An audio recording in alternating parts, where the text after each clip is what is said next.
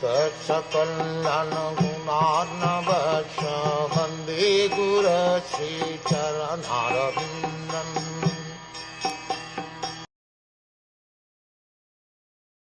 You are now standing on one leg only, which is your truthfulness, and you are somehow or other hobbling along.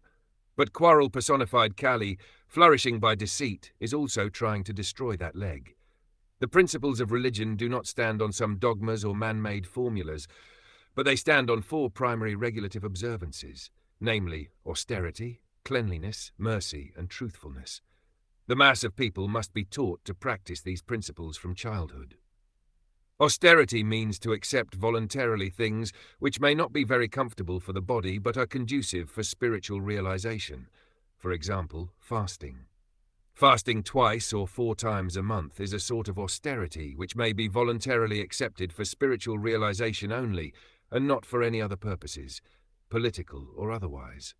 Fastings which are meant not for self-realization but for some other purposes are condemned in the Bhagavad Gita. Similarly, cleanliness is necessary both for the mind and for the body. Simply bodily cleanliness may help to some extent, but cleanliness of the mind is necessary, and it is effected by glorifying the Supreme Lord. No one can cleanse the accumulated mental dust without glorifying the Supreme Lord. A godless civilization cannot cleanse the mind because it has no idea of God, and for this simple reason people under such a civilization cannot have good qualifications, however they may be materially equipped. We have to see things by their resultant action. The resultant action of human civilization in the age of Kali is dissatisfaction, so everyone is anxious to get peace of mind. This peace of mind was complete in the Satya age because of the existence of the above-mentioned attributes of the human beings.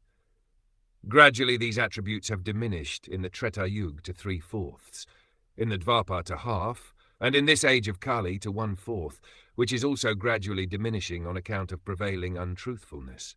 By pride, either artificial or real, the resultant action of austerity is spoiled. By too much affection for female association, cleanliness is spoiled. By too much addiction to intoxication, mercy is spoiled. And by too much lying propaganda, truthfulness is spoiled. The revival of Bhagavatam can save human civilization from falling prey to evils of all description.